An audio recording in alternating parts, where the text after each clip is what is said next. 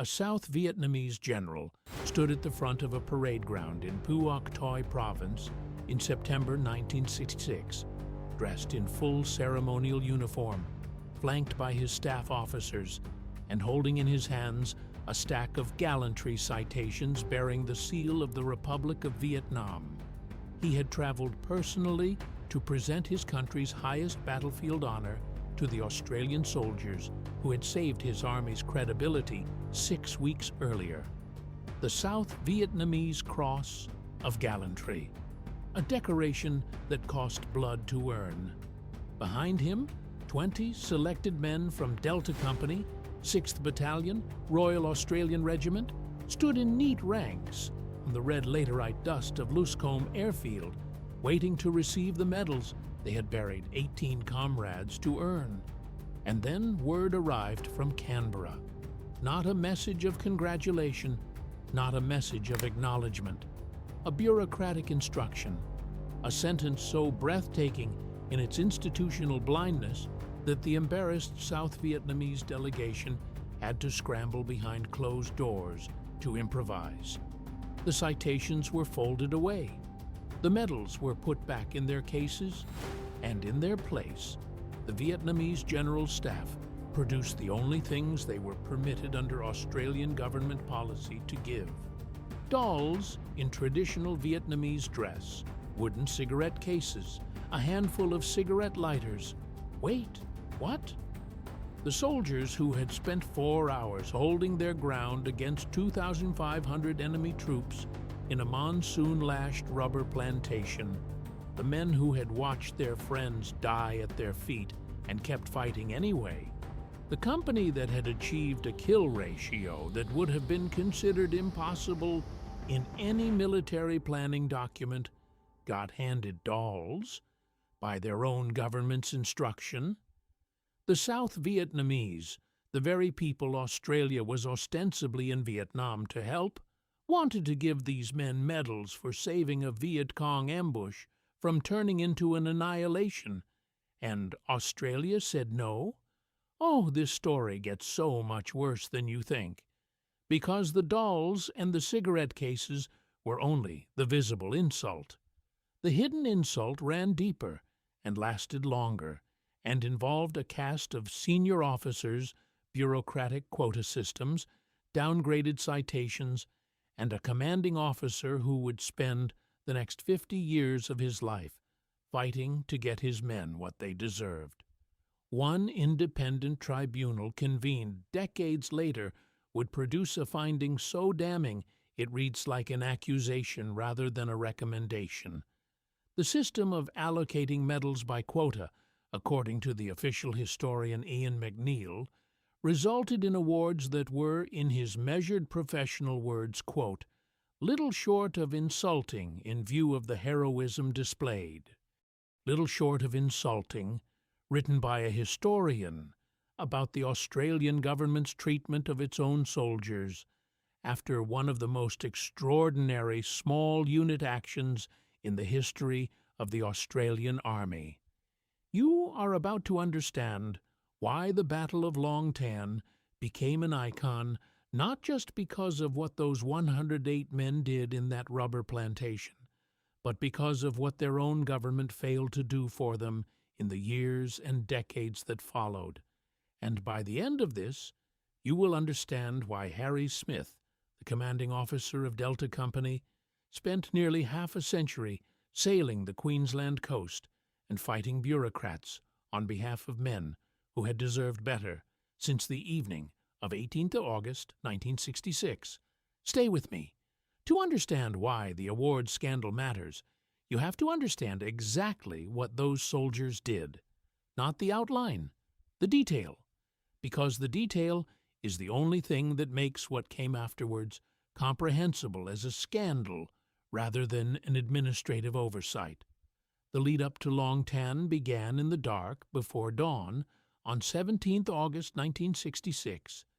The 1st Australian Task Force had only been at Nui Dat for 2 months. The base was still raw, the perimeter still being strengthened, the men still learning the terrain of Phuoc Toi Province. In the early hours of the morning, Viet Cong mortar and recoilless rifle fire rained down on the base. The attack caused limited physical damage, but it sent a signal. Something large was operating in the area. Something that felt confident enough to probe one of the most heavily armed Allied installations in the province.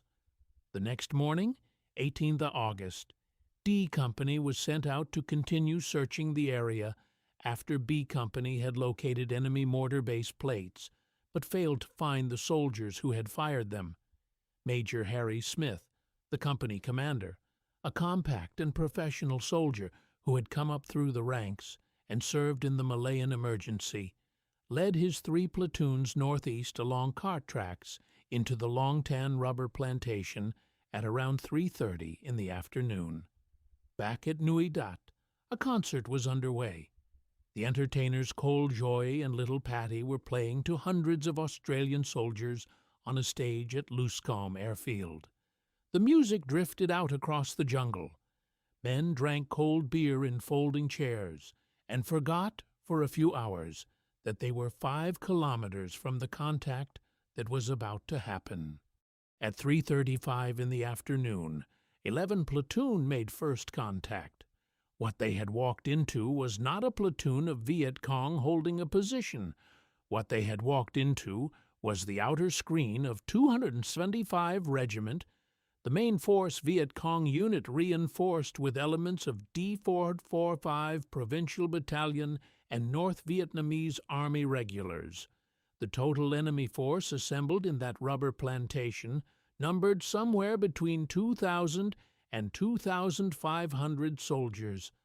Delta Company had 105 Australians and 3 New Zealand artillerymen from a 161 battery, 108 men. The monsoon broke overhead at almost the same moment the shooting started. Rain came down in walls. Visibility collapsed. Radio signals degraded in the electromagnetic interference of the storm. The rubber trees provided almost no cover.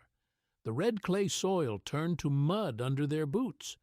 What followed over the next 3.5 hours was one of the most ferocious small unit defensive actions in Australian military history. The enemy came from 3 sides. 11 Platoon, under 2nd Lieutenant Gordon Sharp, was overrun in the opening minutes. Sharp was killed. His platoon was virtually destroyed as an organized unit, the survivors fighting in small knots, relying on their training and each other and the artillery support that New Zealand gunner Captain Maury Stanley was calling down from a 161 battery at Nui Dat with extraordinary precision. The shells were landing close, dangerously close.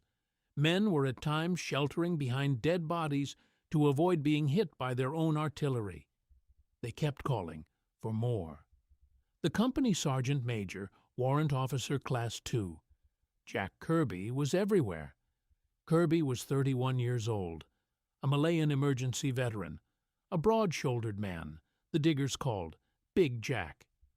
During the battle, with the 11 platoon overwhelmed and the perimeter shrinking, Kirby moved through the fire, coordinating the company's defense, directing men, repositioning machine guns, and at one point personally crawling forward under direct enemy fire to recover a wounded private named Ron Webb, who had been hit in the open.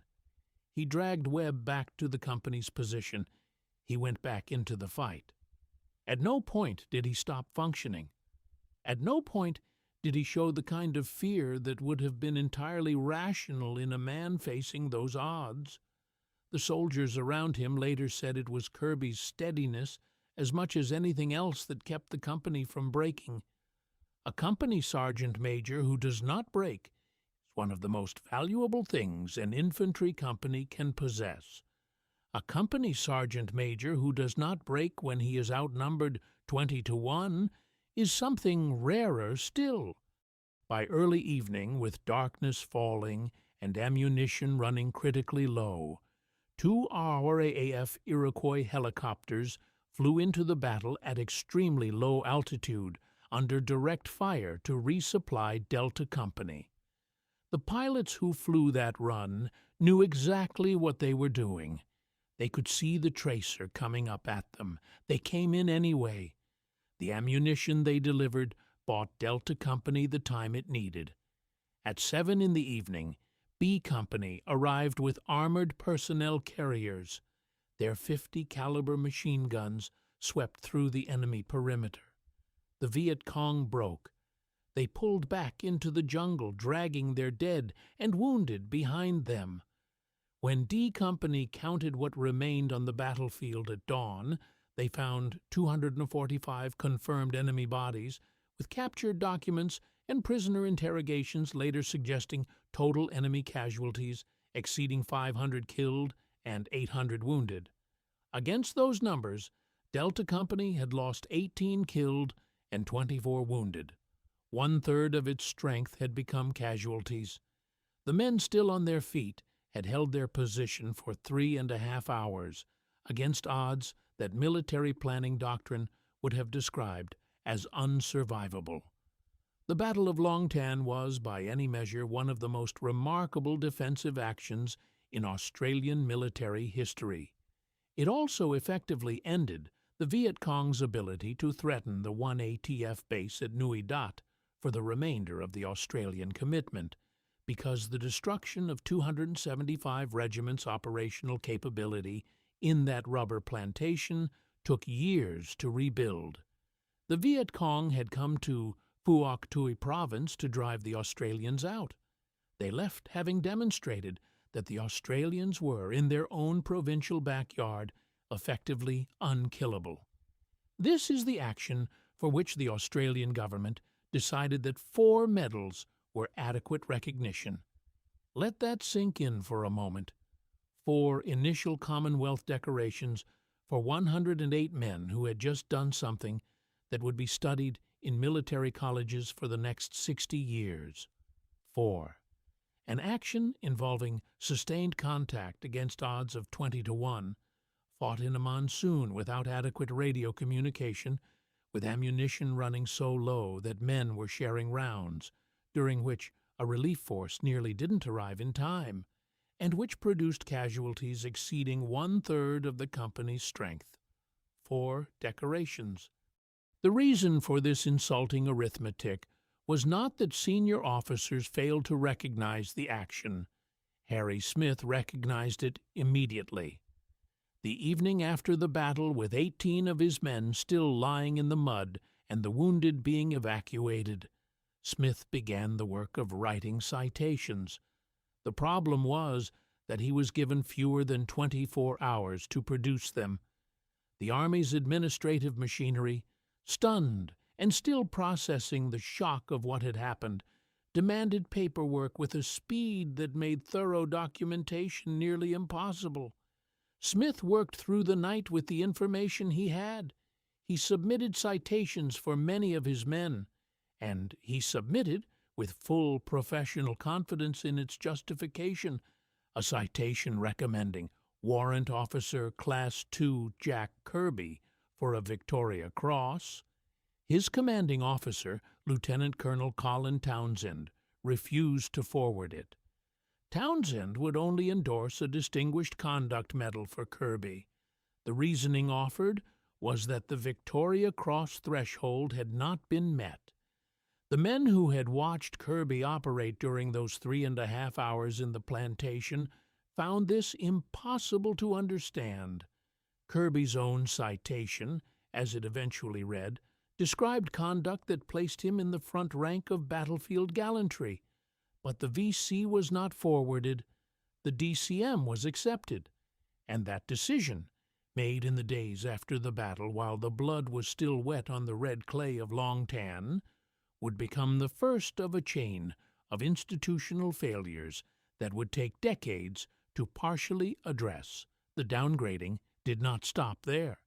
Smith himself had been recommended for a Distinguished Service Order for his command of Delta Company during the battle.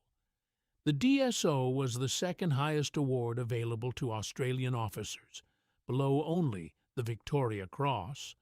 It was the appropriate recognition for what Smith had done. He had held a company together for 3.5 hours under circumstances that would have broken a less experienced or less resolute commander. The DSO citation went up the chain. It came back as a military cross, a significant reduction. In the background of this reduction, something else was happening that Smith would only fully piece together decades later. Two senior officers who had not been present at Long Tan during the battle itself, Brigadier Oliver Jackson and Lieutenant Colonel Townsend, were awarded the Distinguished Service Order.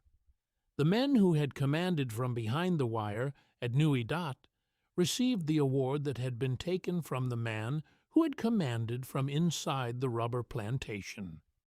The two platoon commanders who had survived the battle, Second Lieutenants Dave Sabin and Jeff Kendall, had been recommended for military crosses. Their awards were downgraded to mentions in dispatches. Gordon Sharp, the lieutenant who had died with 11 platoon, was mentioned in dispatches posthumously, and citation applications for other soldiers simply disappeared into the administrative machinery. Years later, when investigations were conducted, some of those missing citations could not be located at all. What explains this systematic downgrading? The answer, as best as it can be reconstructed from the surviving evidence, involves two overlapping mechanisms.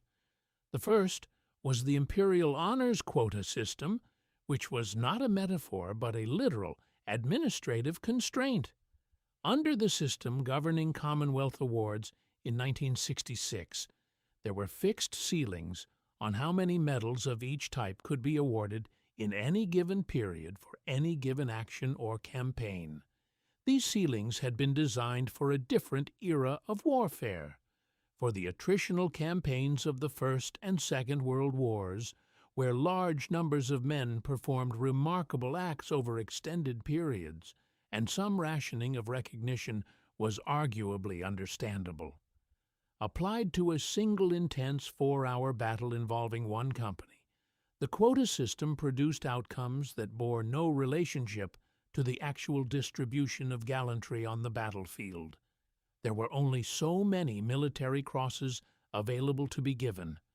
When the total recommended exceeded the quota, citations were downgraded or rejected based on administrative arithmetic, rather than on any evaluation of what the soldiers had actually done. The second mechanism was more personal and more disturbing. It involved the compression of the citation writing period to under 24 hours in the immediate aftermath of a battle that had killed 18 men and wounded 24 more. Under those conditions, with the company still processing its casualties, with Smith exhausted and grief-stricken and operating on no sleep, the citations that emerged were incomplete and in some cases inadequately supported by the witness statements that a thorough process would have gathered.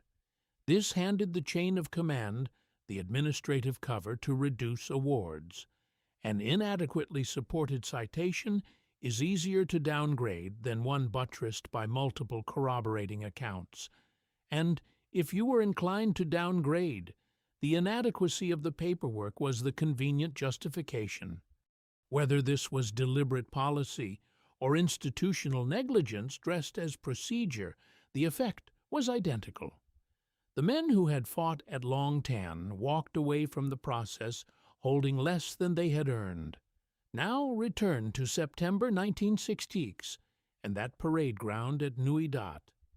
The South Vietnamese government had, entirely on its own initiative, decided to recognize Delta Company with the South Vietnam Cross of Gallantry. This was not a token gesture.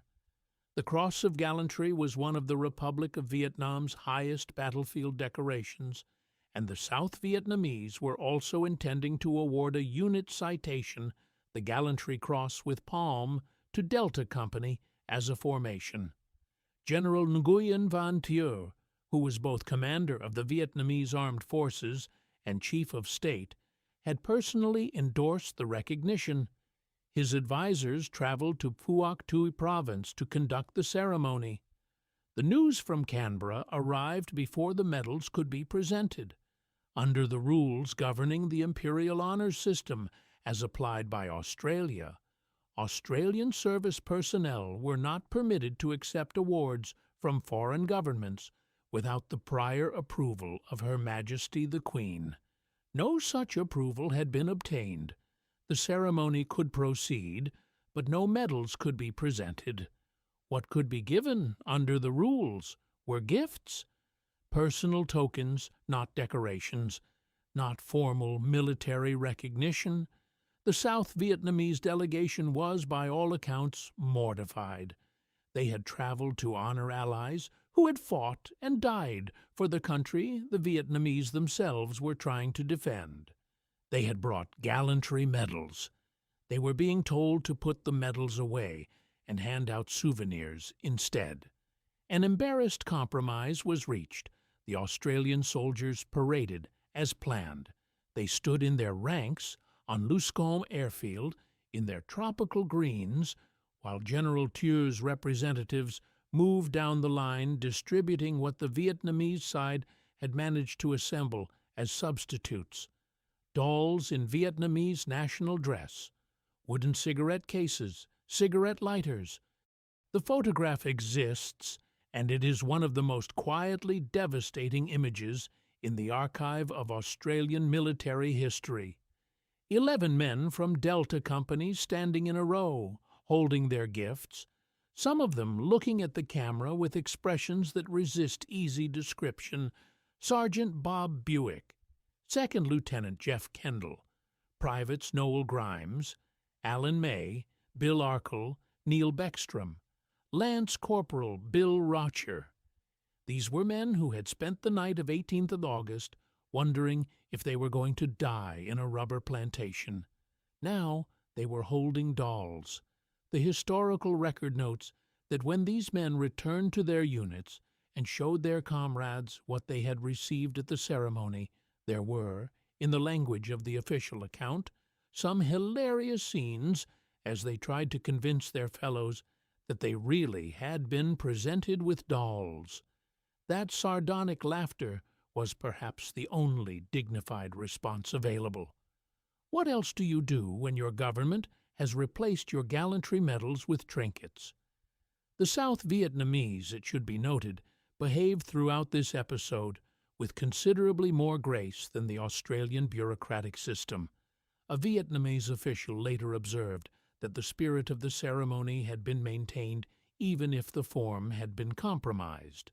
The Vietnamese, the document records, persisted in observing the spirit of honoring their allies in a way that many another nation would not have done. They could have simply canceled the ceremony as an insult. They chose instead to improvise and proceed, dolls and all, because the act of recognition mattered more to them than the mechanism. The unit citation, the Gallantry Cross with palm, was also denied. The Australian government declined to approve Delta Company's acceptance of this formation-level recognition at the time. Delta Company would not receive official Australian permission to wear it until 2008, 42 years after the battle. By then, a significant number of the men who had earned it were dead. Enter Harry Smith. Because the dolls and the downgraded citations did not resolve themselves over time through institutional correction, they festered. They were carried forward in the memories of the men who had been at Long Tan and in the detailed written record that Smith kept from the moment the battle ended. Smith was not a man inclined to let things go. He was not temperamentally capable of accepting the formula that these things happen and that you move on. He had commanded those men through those 3.5 hours. He had watched Jack Kirby drag Ron Webb out of the fire. He had watched Gordon Sharp die with 11 platoon. He had submitted the DSO citation and watched it come back as a military cross, while the brigadier who had remained at Nui Date walked away with the DSO Smith had earned. And Smith was, whatever else could be said about him, a man who understood how to write a paper trail. He left the Army as a lieutenant colonel in 1976 after a parachuting injury ended his active career. He went sailing. He spent 33 years covering the Queensland coast and the Gulf, accumulating 150,000 nautical miles in a life that was, by any measure, well lived. But he never stopped working the long tan file. He corresponded with veterans. He collected statements. He tracked down witnesses. He wrote letters to ministers of defense, to the chiefs of army, to anyone in the chain of authority who might be persuaded to reopen the question. For decades, the question stayed closed. The standard response from official quarters was that the matter had been dealt with under the system in place at the time, and that reopening awards decisions from decades past would set precedents that the system could not manage. The phrase that appeared in official correspondence during this period, which Smith eventually circulated publicly, was that doing so would open a can of worms. There it was. The actual institutional logic applied to the question of whether the men of Delta Company deserved the recognition their government had withheld. Opening a can of worms, applied to 18 dead Australians and the men who had survived fighting beside them. Smith kept working. In August 2006, on the 40th anniversary of the battle, he secured a private meeting with Prime Minister John Howard in Canberra. Whatever Smith said in that room, it was enough. Howard was a conservative politician with a genuine attachment to Australia's military history and a pronounced instinct for the political cost of being seen to have failed soldiers. By October 2007, the government had appointed an independent panel to review the treatment of award recommendations stemming from the Battle of Long Tan. The terms were confirmed in February 2008. After 42 years, someone was finally going to look at what had actually happened to the citations from that rubber plantation, the panel reported in March 2008. Its recommendations were accepted by the Rudd government in the same month. Smith's Military Cross was upgraded to the Star of Gallantry, the modern Australian equivalent of the Distinguished Service Order he had originally been recommended for and then had taken from him. Dave Sabin and Jeff Kendall, the two surviving platoon commanders whose Military Cross recommendations had been downgraded to mentions in dispatches in 1966, received the Medal for Gallantry, the modern equivalent of what they should have received originally. Flight Lieutenant Cliff Dole, an RAF pilot who had been recommended for a Distinguished Flying Cross by every level of Australian command in Vietnam, and whose recommendation had simply gone nowhere, received the Distinguished Service Medal, and Delta Company was finally formally authorized to accept the South Vietnam Gallantry Cross with Palm Unit citation that had been denied to them since 1966. These were meaningful corrections. They were also, measured against what the full accounting revealed, partial corrections. The independent panel had reviewed 3 specific cases with terms of reference that limited its scope. The wider pattern of downgraded and missing citations required further work. That further work came in 2015 when Smith, now in his early 80s, submitted a formal application to the Defense Honors and Awards Appeals Tribunal requesting review of a decision by the Chief of Army to refuse to recommend 13 additional members of the Australian Army who had fought at Long Tan for a range of gallantry awards. Among those 13 was the case Smith considered the most important outstanding injustice from the entire awards process. Warrant Officer, Class 2, Jack Kirby, the Victoria Cross recommendation that Townsend had refused to forward in 1966. Smith was asking the tribunal to look at it again.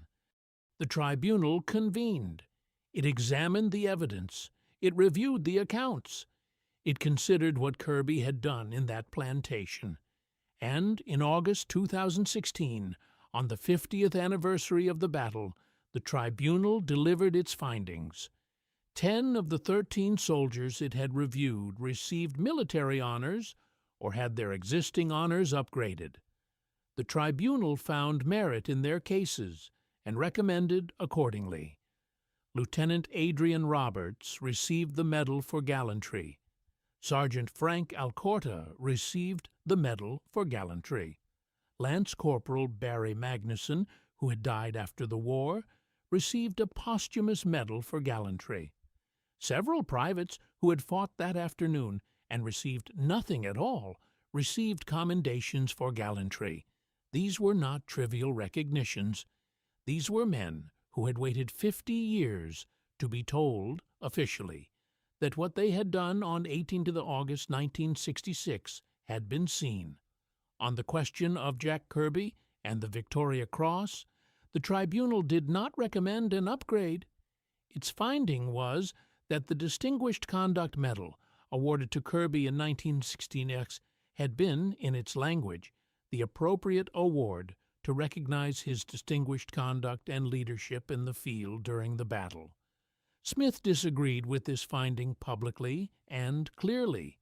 He had seen what Kirby did. The men who had been there mostly disagreed with this finding. The historians who had studied the battle closely often disagreed with it. But the tribunal had examined the evidence under its specific terms of reference, and its determination was final within the appeal structure. No Victoria Cross was awarded to any soldier at any rank for the Battle of Long Tan. Not one in the entire course of the Australian commitment to the Vietnam War was a Victoria Cross awarded to any member of the 1st Australian Task Force. This is a fact about the award system, rather than a statement about the absence of Victoria Cross-level gallantry, because the evidence from Long Tan alone, never mind the dozens of other engagements throughout Phuoc Tuy Province, makes the absence of a Victoria Cross look less like a considered judgment and more like an institutional failure that no subsequent tribunal fully corrected. The story does not end with the 2016 tribunal findings. There is a coda that belongs to Long Tan just as surely as the battle itself does, and it took place 50 years to the day after Delta Company stood in that rubber plantation. In August 2016, more than 1,000 Australian veterans, families, and supporters traveled to Vietnam for the 50th anniversary commemoration at the Long Tan Cross site. The cross itself had a remarkable history. It had been erected by 6RER on the 3rd anniversary of the battle in 1969 in a clearing near the rubber plantation. After the fall of Saigon in 1975 and the communist reunification of Vietnam, the cross was removed from the site and used as a grave marker for a Catholic priest until it was recovered by the Dong Nai Province Museum in 1984. Negotiations over the years had resulted in Australia being able to hold annual commemoration ceremonies at the site, a remarkable arrangement given that the location was, from the Vietnamese government's perspective, the scene of a defeat of Vietnamese forces by a foreign army fighting against Vietnamese national reunification. These ceremonies had proceeded quietly, year after year, with small groups paying their respects at the cross that had stood in a field that was now a cornfield rather than a rubber plantation. The 50th anniversary was planned to be different. A large ceremony, speeches, a concert that had been organized at Vung Tau the night before. Former Prime Minister Malcolm Turnbull was engaged with the event at a diplomatic level. The Australian veterans who had made the trip included men who were returning to Vietnam for the first time since 1966. On the evening of Tuesday, 16 August 2016, 2 days before the anniversary, Vietnam canceled the ceremony. No adequate explanation was provided. The Vietnamese authorities cited sensitivities. The cancellation reached the Australian government as a shock and produced urgent telephone calls between foreign ministers and a personal call from Turnbull to his Vietnamese counterpart, Nguyen Xuan Phuc. The concert the night before the anniversary had already been restricted. No music was played. No microphones for speeches were permitted. 600 people sat in a room in Vung Tau in silence where music should have been. After the phone calls and the diplomatic pressure, Vietnam partially relented. It allowed small groups of up to 50 people to visit the Long Tan Cross site for no more than 15 minutes at a time. No uniforms, no medals, no flags, no banners. The Australian ambassador laid a writhe. Veterans moved through the site in rotating groups, stood for a few minutes at the cross, and left. The veterans who had traveled to Vietnam to mark the 50th anniversary of a battle that had shaped Australian military identity, the men whose government had once told them they could not accept medals from the country they had fought to defend, now stood at the site of that battle in civilian clothes, without their decorations, for 15 minutes at a time, on the permission of a government that had been their enemy. It was not by any measure the commemoration those men had traveled 12,000 kilometers to attend. The veterans who spoke to journalists that day did so with a restraint that said more than any amount of formal statement. They were not, they said, there to celebrate. They were there to remember those who died. The restriction on medals at Long Tan was not a new one. For years, Vietnamese authorities had banned the wearing of military decorations and uniforms at commemoration events on Vietnamese soil.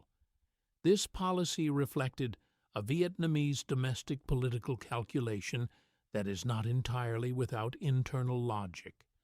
The Vietnamese government was managing a narrative about the war for its own population.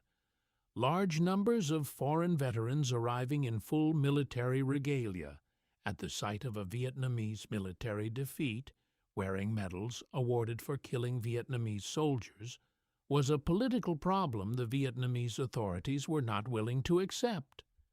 The fact that those same soldiers had been fighting in support of a Vietnamese government that the current Vietnamese state did not recognize, that the men they had killed were the ancestors and comrades of the current government's own military establishment, made the politics extremely sensitive. But for the Australian veterans, the prohibition landed with a particular bitterness given the history. Their country had told them in 1966 that they could not accept medals from Vietnam. Now Vietnam was telling them they could not wear their own medals in Vietnam. The irony was complete, if the word irony is strong enough to carry the weight of the actual history. Men who had been denied recognition by their own government for what they had done, who had spent decades fighting through tribunals and appeals and bureaucratic stonewalls to receive partial redress, were now being told that the partial recognition they had finally been granted could not be displayed at the place where they had earned it. What does all of this add up to? What is the actual lesson of the Long Tan Award scandal, taken whole, from the dolls on Luscombe Airfield in 1960X through the 50-year campaign that ended with a 2016 tribunal and an anniversary commemoration where veterans filed through a cornfield in civilian clothes? The first and most important thing it adds up to is a systematic institutional failure to match recognition to reality. The quota system that governed imperial honors in 1960 was not designed for the kind of engagement Delta Company fought. It was a relic of a different era of warfare, applied without modification to a battle that did not fit its categories. The result was that the administrative sealing on military crosses and distinguished service orders produced a distribution of recognition that bore no relationship to the distribution of gallantry on the ground. Men who had performed acts of extraordinary courage received lesser decorations or nothing, while the system's administrative requirements consumed the available medals for officers whose contributions, however real, were not made under the same conditions. The second thing it adds up to is a specific act of injustice at the level of command. Smith's DSO went to a man who had remained at Nui Dat. Townsend's refusal to forward Kirby's Victoria Cross citation meant that the man many who were present considered the battlefield's most extraordinary figure received a Distinguished Conduct Medal instead. These decisions were made in the days after the battle under administrative pressure by officers who had their own interests in the outcome of the citations process. Whether those interests consciously shaped the decisions is something the historical record cannot definitively establish. What the record does establish is that the men who did the most received the least, and the men who were furthest from the fighting received what should have gone to the men who were in it. The third thing it adds up to is a demonstration of what determined persistence by a single individual can achieve against institutional inertia. Harry Smith did not accept the outcome of the 1966 citations process as final. He refused to accept the formula that these things happen. He maintained his records, built his case, and fought through every available channel for 5 decades. The upgrades that were finally granted in 2008 and 2016 would not have happened without Smith's campaign. The men who were finally recognized in 2016, some of whom had died waiting for it, were recognized because Smith refused to stop. He was thanked in the ministerial statement announcing the 2016 findings. He deserved the thanks. He had spent the better part of his adult life doing work that the institution should have done properly in the first place. The fourth thing it adds up to is something about the relationship between a small professional army and the state it serves. Australia sent young men to fight in a war that was never popular, never clearly explained to the Australian public, and was being decided in Canberra and Washington through calculations that had little to do with the preferences of the people doing the actual fighting. Those men went anyway. They went as professionals and as conscripts, and they performed at Long Tan with a competence and a courage that stands comparison with any action in Australian military history. In return, they received dolls and cigarette cases because the paperwork for their medals required a sign-off from Buckingham Palace that no one had thought to obtain in advance. The irony of that sentence should be allowed to sit without elaboration. The photograph from 1966 still exists. 11 men from Delta Company standing in a row at Luscombe Airfield, holding their gifts from the South Vietnamese government. Sergeant Buick with his cigarette case, Second Lieutenant Kendall with his doll, Private Grimes and Private May and the others arranged in their neat line, looking at the camera with expressions that are not quite smiling and not quite not smiling. Behind them, beyond the edge of the photograph, the rubber plantation where 18 Australians died on 18 August 1966. Beyond that, the red clay earth and the rubber trees and the monsoon-blackened sky that had been the whole world for those 108 men for 3.5 hours. The dolls were taken home. Some of them ended up in military museums where they are displayed alongside photographs and captions that explain with careful historical neutrality why the soldiers received gifts instead of medals. The Long Tan Cross was eventually returned to Australian care and is now held at the Australian War Memorial in Canberra.